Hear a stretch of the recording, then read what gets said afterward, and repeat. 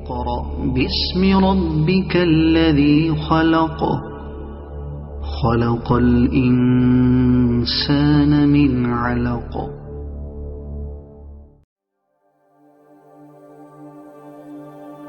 الحمد لله الحمد لله وكفى وسلام على عباده الذين اصطفى وعلى آله وأصحابه الذين هم نجوم الهدى وقادة التقى أما بعد أعوذ بالله من الشيطان الرجيم بسم الله الرحمن الرحيم إن الذين قالوا ربنا الله ثم استقاموا تتنزل عليهم الملائكة ألا تخافوا ولا تحزنوا وأبشروا بالجنة التي كنتم توعدون وقال الله تبارك وتعالى ولا تقولوا لمن يقتل في سبيل الله أموات بل أحياء ولكن لا تشعرون وقال النبي صلى الله عليه وسلم من أحدث في أمرنا هذا ما ليس منه فهو رد أخرجه الإمام البخاري رحمه الله تعالى رحمة واسعة آمنت بالله صدق الله مولانا العلي العظيم وصدق رسوله النبي الأمي الكريم ونحن على ذلك لمن الشاهدين والشاكرين والحمد لله رب العالمين. درود شریف پڑھ لیں. اللهم صل على محمد وعلى آل محمد كما صليت على إبراهيم وعلى آل إبراهيم إنك حميد مجيد. اللهم بارك على محمد وعلى آل محمد كما باركت على إبراهيم وعلى آل إبراهيم إنك حميد مجيد. قتل حسین اصل میں مرگ یزید ہے. قتل حسین اصل میں مرگ یزید ہے. اسلام زندہ ہوتا ہے ہر کربلا کے بعد. میرا عزیزو پیارو بزرگو، اللہ کے رسول پر ایمان رکھنے والے میرے دین عظیم بھائیو، گزشتہ ہفتے واقعہ کربلا اور اس کی کچھ تفصیلات آپ لوگوں کے سامنے عرض کی تھی. وقت ہو چکا تھا، اس لیے میں نے یہ بات کہی تھی اور یہ وعدہ کیا تھا کہ آنے والے جمعہ میں قاتلین حسین رضی اللہ عنہ کا کیا حشر ہوا، کیا انجام ہوا، اس پر بات کروں گا. اسی طریقے سے واقعہ کربلا سے ہمیں کیا سبق ملتا ہے اس کے اوپر بات کریں گے. دعا کریں اللہ رب العزت مجھے حق بات حق طریقے سے حق نیت سے کہنے کی توفیق عطا فرماوے اور ہم تمام کو عمل کی نیت سے، یاد رکھنے کی نیت سے، دوسروں تک پہنچانے کی نیت سے سننے کی توفیق عطا فرماوے۔ میرا عزیزو، جیسا کہ میں نے یہ بات کہی تھی کہ کچھ لوگ وہ تھے جنہوں نے کرسی کی خاطر یزید اور ابن زیاد کا ساتھ دیا تھا کہ ہمیں کرسی مل جائے، ہمیں عہدہ مل جائے، ہمیں منصب مل جائے، اور کچھ لوگ وہ تھے جو موت کے ڈر کی وجہ سے انہوں نے ابن زیاد اور یزید کا ساتھ دیا تھا اور حسین رضی اللہ عنہ کا ساتھ نہیں دیا تھا۔ اس میں سے ایک بڑا بدبخت جس نے یزید تک حضرت حسین رضی اللہ عنہ کو پہنچنے نہیں دیا، وہ ہے ابن زیاد، عبید اللہ ابن زیاد اس کا نام ہے۔ بڑا ظالم گورنر گزرا۔ کوفہ والوں نے جب خط لکھے، 1250 خطوط آپ کی خدمت میں آئے ہیں کہ آپ یہاں کوفہ آ جائیں، یزید کا جو گورنر یہاں پر ہے ہم انہیں معزول کر کے آپ کو گورنر بنائیں گے۔ نعمان بن بشیر رضی اللہ عنہ جو صحابی ہیں وہ کوفہ کے گورنر تھے، بڑے نرم دل انسان تھے۔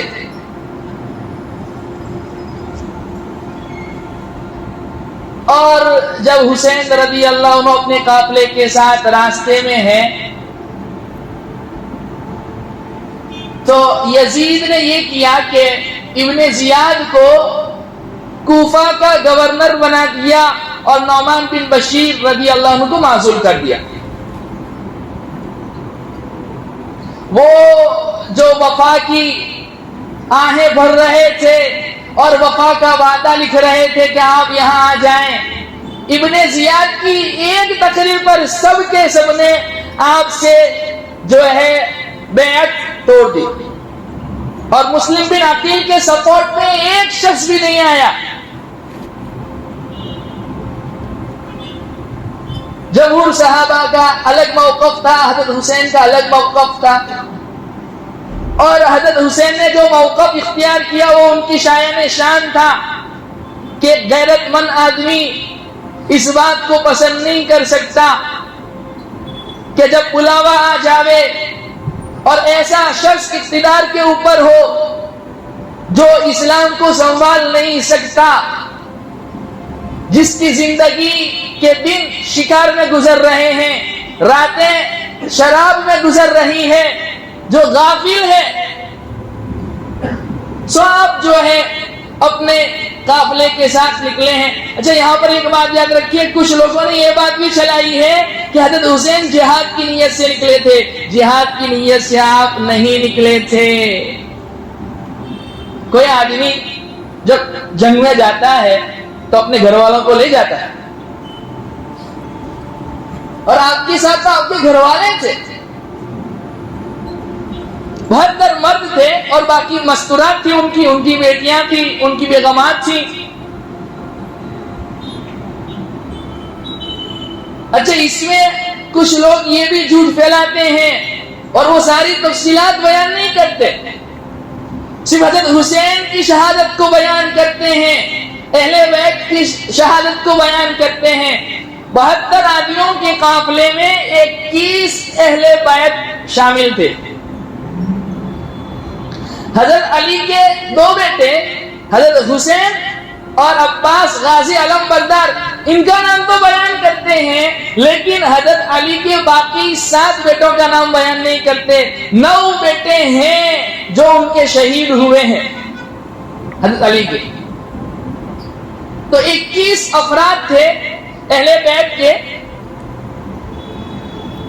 باقی جو ہے حضرت حسین کا ساتھ دینے والے لوگ تھے جو ان کے ساتھ گئے تھے، ان تمام کی شہادت ہوئی ہے، سوائے علی الاوسط جن کو زین العابدین بھی کہا جاتا ہے، عابدین کی زینت، اور سجاد بھی کہا جاتا ہے رحمت اللہ علیہ۔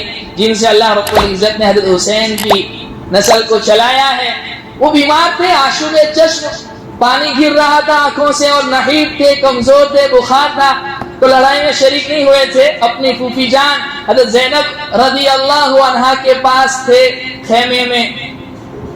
اللہ نے ان کی زندگی میں شہادت نہیں لکھی ہوئی تھی، زندگی باقی رکھی تھی، ان سے حضرت حسین کی نسل کو چلانا تھا۔ تو بہرحال حضرت حسین رضی اللہ عنہ کی شہادت تو ہو گئی۔ اب اس موقع پر بہت سے مقرر حضرات رونے، چیخنے، چلانے اور ایسی بہت ساری موضوع اور منفرد روایت بھی بیان کرتے ہیں، خود بھی روتے ہیں، دوسروں کو بھی رلاتے ہیں۔ اسی لیے میں نے پچھلے ہفتے بھی کہا تھا کہ میری عادت واقعے کو بیان کرنا نہیں ہے۔ واقعہ کربلا تو ہو چکا، اسلام میں ایسی کئی کربلائیں ہیں۔ یہ دین ہم تک جو پہنچا ہے بڑی قربانی کے بعد پہنچا ہے۔ آپ علیہ الصلوۃ والسلام کی قربانی ہے، آپ کے گھر والوں کی قربانی ہے، آپ کی مستورات کی قربانی ہے، صحابیات کی قربانیاں ہیں، صحابہ کی قربانیاں ہیں، تابعین، تبع تابعین کی قربانیاں ہیں، محدثین کرام، ائمہ دین کی قربانیاں ہیں، علماء کرام، مبلغین حضرات کی قربانیاں ہیں۔ بڑی قربانیوں کے بعد یہ دین اسلام ہم تک پہنچا ہے۔ اس لیے شاعر کہتا ہے قتل حسین اصل میں مرگ یزید ہے، اسلام زندہ ہوتا ہے ہر کربلا کے بعد۔ اور ایک بات اچھی طریقے سے یاد رکھیے، حضرت حسین کی لڑائی یہ شخصی لڑائی نہیں تھی۔ یزید کے ساتھ آپ کا جو اختلاف تھا وہ شخصی اختلاف نہیں تھا۔ اگر شخصی لڑائی تھی تو یزید جیت گیا تھا، حضرت حسین تو شہید ہو گئے تھے۔ یہ نظریات کی لڑائی تھی، نظریات کی لڑائی تھی۔ اس لیے آج یزید کو کوئی یاد نہیں کرتا۔ حضرت حسین کا قبضہ آج بھی کربلا پر ہے، عرب و عجم پر آج بھی ان کا قبضہ ہے۔ اللہ نے ان کی نسلوں میں ایسے لوگ پیدا کیے جنہوں نے دین اسلام ہم تک پہنچایا۔ خواجہ معین الدین چشتی اجمیری رحمت اللہ علیہ، سیدنا ابو القادر جیلانی رحمت اللہ علیہ، حضرت داتا گنج شکر رحمت اللہ علیہ، یہ انہی کی نسل کے چراغ ہیں۔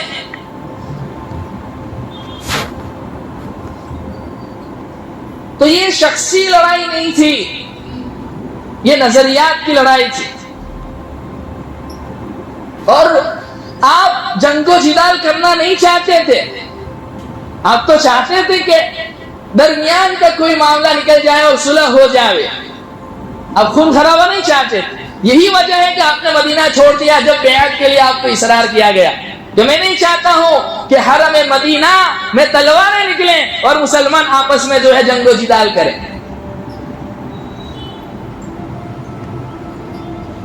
میرا عزیزو، سب سے پہلا سبق، اچھا پہلے میں یہ بات بتلا دوں کہ وہ ان قاتلین کا انجام کیا ہوا۔ عبید اللہ ابن زیاد جب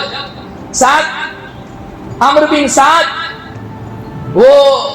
انہوں نے آپ کو گھیرا ہے تو آپ نے 3 درخواستیں رکھی تھی کہ یا تو مجھے یزید کے پاس بھیج دو، یا میں جہاں سے آیا ہوں مجھے مدینہ واپس بھیج دو، یا تیسری شرط یہ ہے کہ تمہیں خطرہ ہے کہ میں کسی بھی اسلامی ملک میں رہوں گا، کسی اسلامی سرحد پہ رہوں گا تو تمہیں خطرہ ہے مجھ سے، تو ایک کام کرو اسلامی سرحد سے باہر مجھے کہیں نکال دو، میں ہوں اور میرا معاملہ ہے۔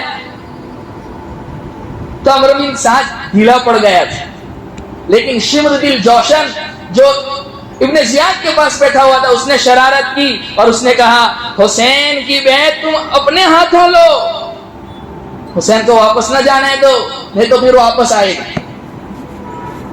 اور اس کی شرارت کی وجہ سے اس نے کہا عمرو بن سعد ڈھیلا پڑ رہا ہے، مجھے وہاں کا یہ بنایا جاوے۔ 2000 اور لشکر بھیجا گیا، 2000 اور جو ہے سپاہی بھیجے گئے، اور عمرو بن سعد سے کہا گیا کہ یا تو تم ان سے سختی کرو یا یہ کہ قیادت میں سنبھالتا ہوں تمہارا بھی سر قلم کیا جائے گا۔ عمرو بن سعد نے، میں آگے بتلاؤں گا، یہ سعد بن ابی وقاص رضی اللہ عنہ صحابی رسول ان کے بیٹے ہیں، لیکن موت کی ڈر کی وجہ سے باطل کا ساتھ دیا، حق کا ساتھ چھوڑ دیا۔ کیا انجام ہوا؟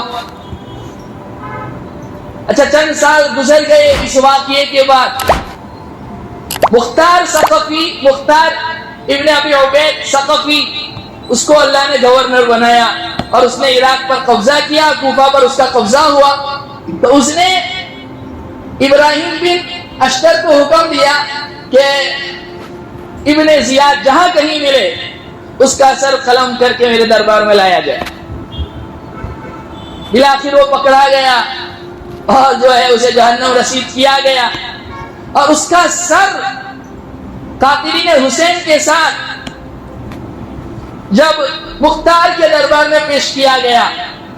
دیکھیے اللہ رب العزت کیسے دنیا میں بھی سزا دیتے ہیں کہ ایک پتلا سانپ آیا اور وہ جو سر رکھے ہوئے تھے اس میں سے اس نے سلیکٹ کیا، چوز کیا ابن زیاد کے سر کو، اور وہ یہاں منہ سے داخل ہوا اور ناک کے نتھنوں سے باہر نکلا، پھر ناک کے نتھنوں سے داخل ہوا، منہ سے باہر نکلا. ایسا کرتا کرتا کرتا گیا اور پھر بعد میں جو ہے مختار ثقفی نے حکم دیا کہ اس کی لاش کو جلا دو. یہ اللہ نے دنیا میں ذلت دکھلائی.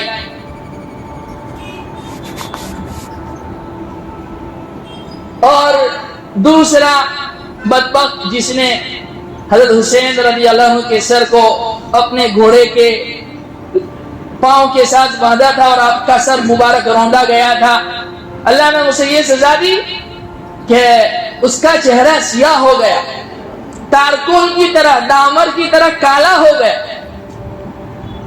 لوگ اس سے پوچھتے تھے تو عرب میں بڑا خوبصورت تھا، تیرا چہرے کو یہ کیا ہوا؟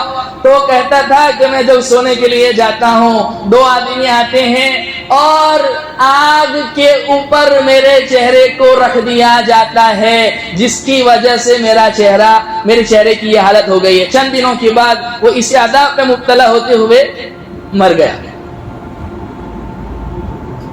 تیسرا بدبخت رذیل، جس نے، میں نے اس سے پہلے کہا تھا نا کہ آپ کا پانی روک دیا گیا تھا اور پانی بھی نہیں پینے دیا گیا، اور جس بدبخت نے تیر چلایا تھا اللہ نے اس کو یہ سزا دی کہ اس کے پاس میٹھے میٹھے مشروب لائے جاتے اور وہ کہتا رہتا اور پلاؤ اور پلاؤ اور پلاؤ، پیاس پیاس پیاس. میٹھے میٹھے پانی اس کے پاس لائے جاتے، دودھ کے اس کے شربت لائے جاتے، ٹھنڈے مشروبات پلائے جاتے، لیکن اس کی پیاس نہیں بجھتی.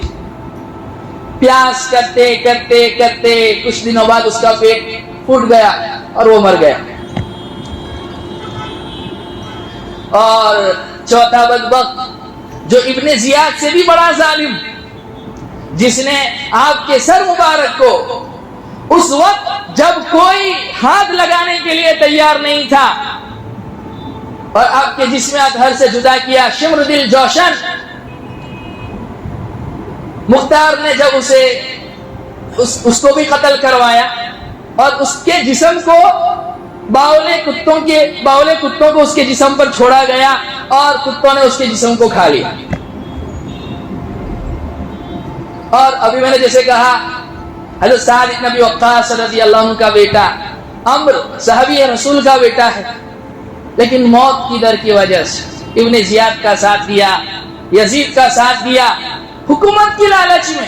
جیسے آج کچھ لوگ حکومت کی لالچ میں اپنا اسٹیٹس بچانے کی خاطر، اپنا امپائر بچانے کی خاطر چند ٹکوں کے عوض، مسلمان ہماری قوم الیکشن آتے ہیں 500 روپے میں اپنا سودا کر دیتے ہیں.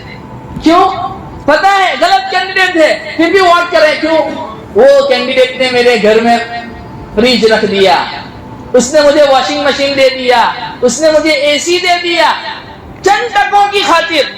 اور واقعہ کربلا کا سب سے پہلا سبق حضرت حسین کا جو ہمیں ملا وہ یہ ملا کہ حق کی خاطر اپنی جان گنوا دینی پڑے، اپنا سب کچھ لٹانا پڑے، لٹا دو، لیکن باطل کے آگے کبھی خدا والے جھک نہیں سکتے. کٹا کر اپنی گردنیں دکھلا گئے ہیں کربلا والے، کسی باطل کے آگے کبھی جھک نہیں سکتے خدا والے. ہم حسین کی محبت کا دم بھرتے ہیں، 500 روپے میں ہم اپنے ضمیر کا سودا کر دیتے ہیں، اپنے ایمان کا سودا کر لیتے ہیں. اللہ کو کیا جواب دیں گے؟ حضرت حسین کے پاس تو سب کچھ تھا، حسن تھا, خوبصورت تھے, بیویاں تھی, بچے تھے, دنیا بھی تھی, آخرت بھی تھی, جنت کا سرٹیفکیٹ, جنت کے نوجوانوں کے سردار, جن کے ہونٹوں کو آپ نے کئی مرتبہ چوسا, آپ صلی اللہ علیہ وسلم, آپ نے اپنا لعاب مبارک ان کے اندر رکھا. اور ترمذی شریف کی روایت آپ نے فرمایا, حسین میرا بیٹا ہے, میرے جگر کا ٹکڑا ہے, میری فاطمہ کا جگر کا ٹکڑا ہے, جو ان سے محبت کرے گا وہ مجھ سے محبت کرے گا, جو ان سے نفرت کرے گا وہ مجھ سے نفرت کرے گا. اور بعض روایت میں یہ الفاظ آتے ہیں کہ آپ نے یہ فرمایا, اے اللہ میں ان دونوں سے, حسن حسین سے محبت کرتا ہوں, تو بھی ان سے محبت کر, اور جو ان دونوں سے محبت کرے اللہ تو ان لوگوں سے محبت فرما. اتنے فضائل حضرت حسین رضی اللہ عنہ کے احادیث میں بھرے پڑے ہیں, پھر بھی آپ گئے. قصور کیا تھا کہ آپ علیہ السلام کا بنایا ہوا نظام, سسٹم وہ بگڑ گیا تھا, اور اسی کو سدھارنے کی خاطر آپ گئے تھے, اور کچھ نہیں تھے. کہ میرے نانا جان کا جو سسٹم ہے وہ ختم ہو چکا ہے, میں غلط آدمی کو پکڑ, غلط آدمی کے ہاتھ میں اسلام کا جھنڈا نہیں دے سکتا, غلط آدمی کو حکومت پر نہیں بٹھا سکتا. مدینہ چھوڑ دیا, وہ مدینہ جہاں پیدا ہوئے, وہ مدینہ جہاں ان کا بچپن گزرا, وہ مدینہ جہاں والدہ آرام فرما رہی ہیں, نانا جان آرام فرما رہے ہیں. تو مختار ثقفی نے عمر کا بھی سر قلم کر دیا اور اس کا کام بھی تمام کر دیا. میرے عزیزو, اس واقعے سے پہلا سبق تو ہمیں یہ ملتا ہے کہ ہمیشہ ساتھ حق کا دینا ہے, باطل کا, غلط کا ساتھ نہیں دینا ہے. چاہے باطل طاقت میں ہو, قوت میں ہو, اس کی قوت کتنے دن ہے, اس کی طاقت کتنے دن ہے. میں نے پچھلے ہفتے بھی بتلایا تھا, حضرت حسین کا روضہ آج بھی کربلا میں ہے, اور حضرت حسین کا قبضہ آج بھی کربلا میں ہے. اور تاریخ میں کہیں پڑھا تھا, مزبلے دمشق کہ وہ جو کوڑے دان ہوتا ہے نا جس میں کچرا پھینکا جاتا ہے, مورخین نے لکھا وہاں کہیں کسی کونے میں یزید کی قبر ہے.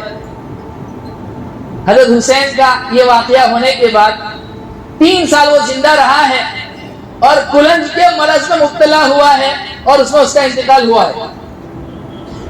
اور یزید کا بیٹا معاویہ, ایک تو ان کے ابا کا نام بھی معاویہ ہے جو جلیل القدر صحابی ہے, اور ایک یزید کا بیٹا معاویہ, جب اس کو تخت نشین کیا گیا, اس نے اس تخت کے اوپر تھوکا اور کہا اس تخت کے اوپر میں بیٹھ نہیں سکتا, جو تخت آل رسول کے خون سے آلودہ ہو اور آل رسول کا خون بہا کر حاصل کیا گیا, میں اس تخت پر نہیں بیٹھ سکتا. 6 مہینے کے بعد گھر سے اس کا جنازہ ہی نکلا ہے, تخت نشینی اس نے قبول نہیں کی. جس تخت کو حاصل کرنے کے لیے نواسہ رسول کو اس امت نے سولی پر چڑھا دیا, صرف 7 سال کے بعد اس امت نے نواسہ رسول کو سولی پر چڑھا دیا, اور بے حرمتیاں کی گئی. آپ کے جسم اطہر سے کپڑے نکالے گئے اور گھوڑے دوڑائے گئے آپ کے جسم اطہر. میرا عزیزو, یہ ایمان ہم تک ایسے نہیں آیا ہے, داڑھی چہرے پر ہے نہیں, اور ہم یوں کہیں حسین کا دامن نہیں چھوڑیں گے, جھوٹ بول رہے ہیں اور یوں کہہ رہے حسین کا دامن نہیں چھوڑیں گے. نمازیں پڑھتے نہیں اور کہتے حسین کا دامن نہیں چھوڑیں گے. کام یزید والے, دعوے حسین سے محبت کے. میرے عزیزو, یہ اللہ کے دربار میں نہیں چلنے والا. ہم سب کو دھوکہ دے سکتے ہیں, اللہ کو دھوکہ نہیں دے سکتے.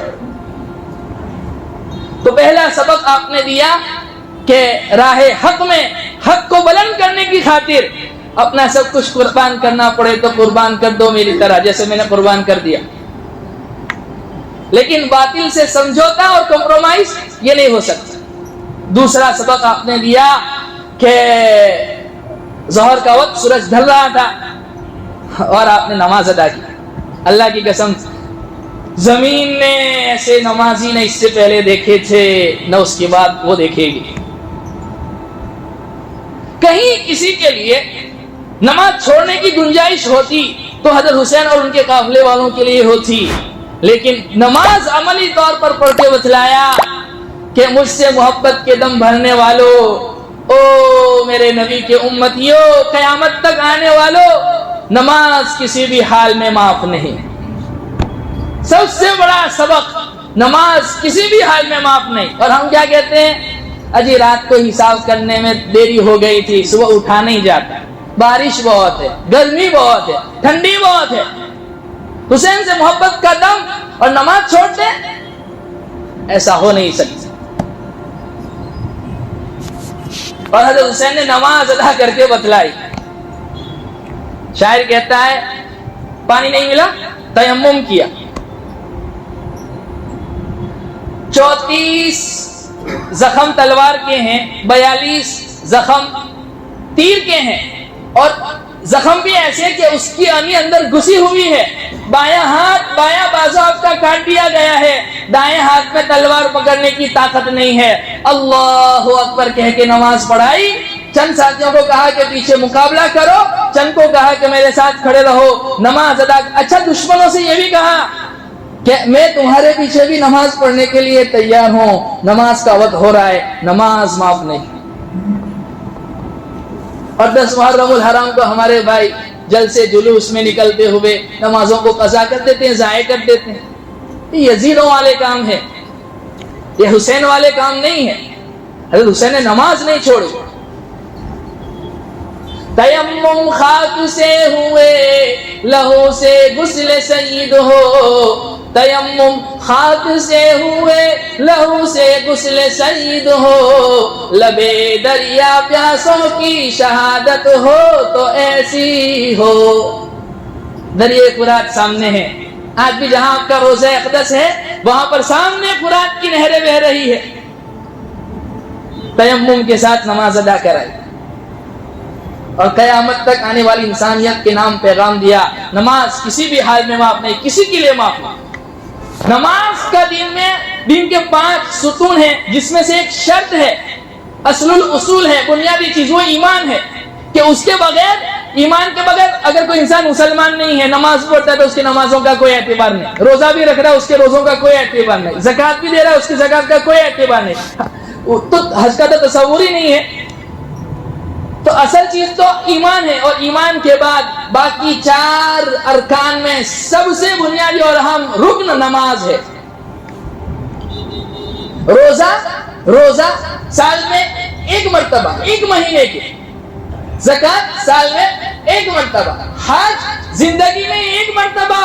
نماز کسی کے لیے بھی معاف نہیں، زکوٰۃ ہر ایک کے لیے نہیں ہے، مالداروں کے لیے ہے، حج ہر ایک کے لیے نہیں ہے، مالداروں کے لیے ہے۔ نماز امیر کے لیے بھی، غریب کے لیے بھی، مقیم کے لیے بھی، مسافر کے لیے بھی۔ اچھا سفر میں روزوں کے لیے یہ ہے کہ اگر تم سفر میں جا رہے ہو، سفر تمہارا دشوار بھرا ہے اور رمضان کے فرض روزے چل رہے ہیں، اگر کوئی شخص سفر کی دشواری کی وجہ سے روزہ نہ رکھے، فقہاء کرام نے اس کی گنجائش دی، اور قرآن میں موجود ہے، فَمَنْ كَانَ مِنْكُمْ مَرِيضًا أَوْ عَلَى سَفَرٍ فَعِدَّةٌ مِّنْ أَيَّامٍ أُخَرَ، کہ تم میں سے کوئی اگر بیمار ہو یا سفر پر ہو تو رمضان کے فرض روزے بھی بعد میں رکھنے کی گنجائش ہے۔ نماز معاف نہیں، کنسیشن دے دیا، 4 والی نماز ظہر، عصر اور عشاء 2 رکعت کر دی، 77 کلومیٹر سے اب اگر آپ جا رہے ہو، اوپر جا رہے ہو تو 4 رکعت والی نماز 2 کر دی، لیکن نماز معاف نہیں۔ عورت پر بھی، مرد پر بھی، جوان پر بھی، بوڑھے پر بھی، بیمار پر بھی، تندرست پر بھی، مقیم پر بھی، مسافر پر بھی، ہر ایک کے لیے نماز فرض ہے، کسی کے لیے نماز معاف نہیں۔ نماز معاف ہونے کا سوال پیدا ہو ہی نہیں سکتا۔ تخفیف کر دی، کم کر دی، لیکن معاف نہیں۔ میرا عزیزو، ہم کیا کر رہے ہیں؟ نماز کو ایسے ہی پیسہ کاؤنٹ کرنے کے چکر میں چھوڑ دیتے ہیں، گاہک کے چکر میں چھوڑ دیتے ہیں۔ نماز ایک ایسا فریضہ ہے، باقی تمام فرائض میں، اللہ کے جتنے بھی فرائض ہیں ان تمام فرائض میں نماز کا وزن سب سے زیادہ ہے۔ نماز کا مرتبہ دین میں ایسا ہے جیسے انسان کی باڈی میں سر کا مرتبہ ہے. کیسی مثالوں سے اللہ کے نبی پاک صلی اللہ علیہ وسلم نے بتلایا. اور جب آپ غشی کھا رہے ہیں, آخری ایام ہے, غشی کھا رہے ہیں, افاقہ ہو رہا ہے, پھر غشی کھا رہے ہیں, پھر افاقہ ہو رہا ہے, اور آپ آخری وصیت فرمائیں الصلاۃ الصلاۃ وما ملکت ایمانکم, میری امت نماز نہ چھوڑنا, میری امت کے غریبوں کے ساتھ اچھا سلوک کرنا. حضرت حسین نے اپنے نانا کی اس حدیث کو عملی طور پر کر کے بتلایا کہ حالات کیسے بھی سخت ہو جائیں, پانی نہ ملے کوئی بات نہیں, تیمم کر لو, نماز ادا کی, اور بتلایا امت کو نماز کسی بھی حال میں معاف نہیں. تیسرا سبق کہ ماتم کرنا یہ اہل بیت کا طریقہ نہیں ہے, یہ تو شیعوں کا طریقہ ہے. ہاں, سوگ منانا اس طریقے سے شرعی حدود میں رہتے ہوئے اس کی تو گنجائش ہے, لیکن اس طرح سے ماتم کرنا کہ عورتیں اپنا دوپٹہ نکال کے باہر آ جائیں, اپنے سینے کو کوٹیں اور جو ہے بال کھلے کر دیں, یہ شیعوں نے یہ جھوٹ پھیلایا کہ حضرت زینب رضی اللہ عنہا نے اس طریقے سے ماتم کیا. ارے وہ اللہ کی سیدہ جو حضرت فاطمہ کی جگر کی ٹکڑی, حضرت فاطمہ کے جگر کی ٹکڑی حضرت سیدہ زینب رضی اللہ عنہا, جن کے نانا سرور کونین صلی اللہ علیہ وسلم, جن کی نانی امی خدیجہ الکبریٰ, حضرت حسین کی بہن, حضرت علی کی لاڈلی, جس نے حیا تو اس گھر کی جو ہے لونڈی ہے, ساری امت کو حیا کا درس یہ اس خاندان سے ملا ہے. کیا حضرت زینب رضی اللہ عنہا اپنا دوپٹہ نکال دے گی؟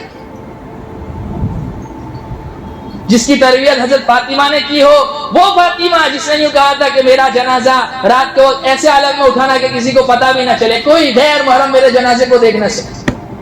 یہ ان کی بیٹی ہے حضرت زینب. یہ شیعوں نے جھوٹ پھیلایا کہ حضرت زینب رضی اللہ عنہا نے ماتم کیا تھا. اپنے ماتم نہیں کیا تھا, ہاں اپنے اشعار ضرور کہے مرثیہ جس کی گنجائش ہے.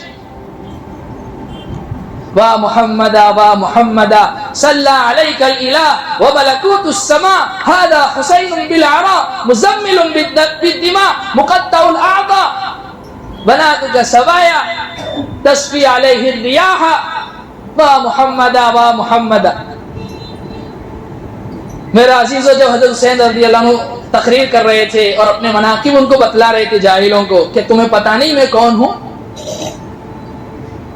جب آپ نے یہ تقریر کی نا تو ان جاہلوں کے اوپر تو کوئی اثر نہیں ہوا. یہ وہی بدبخت لوگ جو آج کہتے ہیں نا یہ حسین ہم نہیں تھے, یہی لوگ تھے جنہوں نے حضرت حسین کو شہید کروایا, جنہوں نے خطوط لکھے تھے, ورنہ حضرت حسین مکہ سے باہر نہیں نکلتے اگر انہوں نے خطوط نہیں لکھے ہوتے. یہ ایک تفصیلی بحث ہے جمہور صحابہ کی اور ان کا موقف, یہ مجھے آپ کو بیان نہیں کرنا ہے. اصل بیان مجھے یہ کرنا ہے کہ اس میں ہم کو کیا سبق ملتا ہے. تو وہ ان کی گھر کی مسکرات, کچھ آواز بلند ہو گئی, وہ رونے لگی. حضرت حسین کی تقریر کا کوئی اثر ان پر نہیں ہوا, لیکن وہ مسکرات ہونے لگی. تو آپ نے اپنے کسی ساتھی کو بھیجا, گھر کی مسکرات کو کہو کہ یہ ہماری تعلیمات میں سے نہیں, ہماری آواز بلند نہ ہونے پائے, مجھے دشمنوں کے سامنے رسوا نہ کرو. اور آپ نے وصیت بھی کی تھی میری شہادت کے بعد کوئی نوحہ نہیں ہوگا, کوئی ماتم نہیں ہوگا. اور حضرت زینب, کیا اللہ اکبر, امام زین العابدین رحمۃ اللہ علیہ, ان سے ان کے خادم نے پوچھا حضرت آپ رات رات روتے رہتے ہیں, تو آپ نے فرمایا کہ یعقوب علیہ السلام کا ایک بیٹا یوسف گم ہو گیا تھا, بعد میں مل گیا تھا.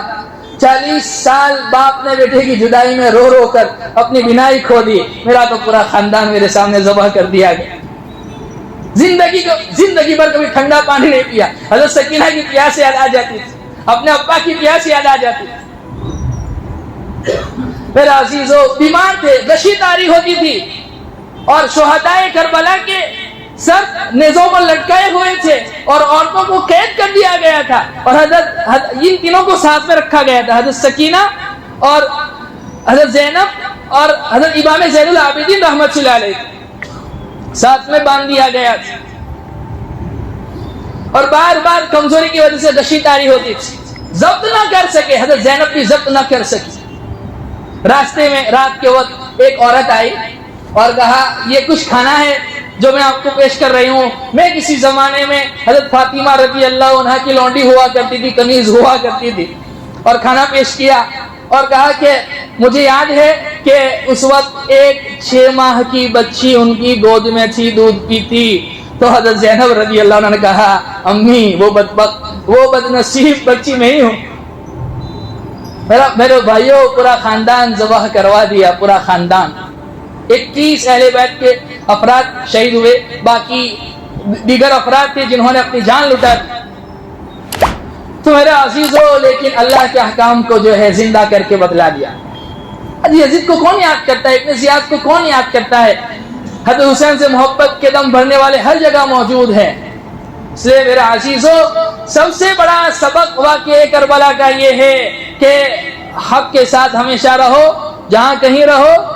باطل کا ساتھ اس وجہ سے دینا کہ مجھے عہدہ مل جائے، مجھے منصب مل جائے، روپیہ پیسوں کی وجہ سے، اپنے اسٹیٹس بچانے کی خاطر، یہ کتنے دن کا ہے؟ اور نماز کسی بھی حال میں معاف نہیں، نماز کسی بھی حال میں معاف نہیں، کسی بھی حال میں معاف نہیں۔ اس لیے میرا عزیزو، آؤ آج عہد کرو، اگر حضرت حسین سے سچی محبت کرتے ہیں، عہد کرو حق کا ساتھ دیں گے، عہد کرو کہ نماز پڑھیں گے، نماز کو قضا نہیں کریں گے، نماز کو ضائع نہیں کریں گے، فجر کی نماز مسجدوں سے بھر دیں گے، ورنہ مسجدیں ہماری فجر کی نماز سے بھر جائیں۔ اس لیے یہ بڑا سبق ہے واقعہ کربلا کا، یہ سب سے بڑا پیغام ہے، نماز کسی بھی حال میں معاف نہیں۔ علامہ اقبال مرحوم کہتے ہیں، کہہ دو غم حسین منانے والوں سے مومن شہداء کا ماتم نہیں کرتے، کہہ دو غم حسین منانے والوں سے مومن شہداء کا ماتم نہیں کرتے، ہے عشق اپنی جان سے زیادہ آل رسول سے، یوں سر عام ان شیعوں کی طرح ہم ان کا تماشا نہیں کرتے، روئے تو وہ جو منکر ہو شہادت حسین کا، ہم زندہ و جاوید کا ماتم نہیں کرتے۔ ایک بات کہہ کے بات کو ختم کروں، جب آپ کا سر مبارک تن سے جدا کر دیا گیا نا، تو یہ جو حصہ ہوتا ہے نا گلا، پورا گلا الگ کر دیا گیا تھا نا، تو اس بدبخت نے یہ جو سر کے اوپر والا حصہ ہے اس میں تلوار کی نوک ڈالی اور آپ کا چہرہ یوں ایسا اوپر کیا، تو یہ جو یہ سر ہے وہ نیچے آ جاتا ہے، گردن اوپر آ جاتی ہے۔ تو اس وقت بھی جو ہے حضرت حسین بتلا رہے تھے کہ آپ کا سر سجدے میں تھا، اور بتلا رہے تھے کہ میرے جیت کا جشن منانے والوں میں آج بھی زندہ ہوں، میرا سر آج بھی سجدے۔ سب سے بڑا سبق وہ ایک سجدہ جسے تو گرا سمجھتا ہے، 1000 سجدوں سے تجھے دیتا ہے نجات۔ اس لیے حضرت حسین سے سچی محبت ہے، آج ارادہ کرو، سفر میں رہیں گے، حضر میں رہیں گے، بیماری میں رہیں گے، تندرستی میں رہیں گے، امیری میں رہیں گے، غریبی میں رہیں گے، بڑھاپے میں رہیں گے، جوانی میں بھی رہیں گے، جس کنڈیشن میں رہیں گے نماز نہیں چھوڑیں گے انشاءاللہ تعالی۔ اللہ رب العزت ہم تمام کو کہنے سننے سے زیادہ عمل کی توفیق عطا فرماوے۔ وآخر دعوانا